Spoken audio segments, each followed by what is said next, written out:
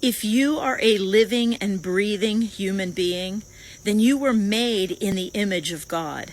Genesis 1:26 says that we were made in his image after his likeness. Now, what all that means, I'm sure we'll find the whole scope of it out in heaven. But for sure we know that we as human beings were made in his image in the sense that we are the creatures of everything he made that has an intelligence, that has an appreciation of beauty, that has an appreciation of morality. Now, we were also made in God's image because we were made to rule and reign. God gave dominion to Adam and Eve over everything else that he had created. Now, of course, when Adam and Eve made the decision to go against their Creator, that image of him in them became twisted. It became marred or perverted. It wasn't what it should have been. But I want to tell you something exciting.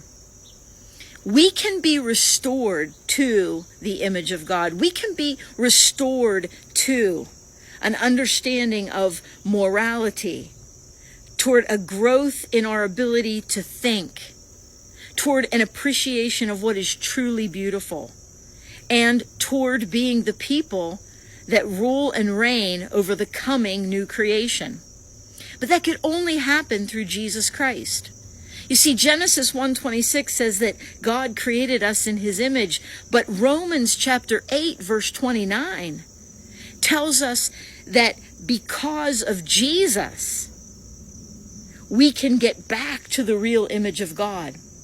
Romans 8:29 says that those that God predestined, the ones he knew would choose him through Christ, that he also gave them the destiny to be conformed to the image of his Son. You see, it's the destiny of us as believers to be conformed to the image of Jesus. Now, Jesus is God. And we get that image back ultimately through him. Hebrews chapter 2 says that Jesus is bringing many sons and daughters back to glory, to the glorified state that we originally should have had, and that we will see again in the new heavens and new earth, when the image of God is unhindered in and through us once again.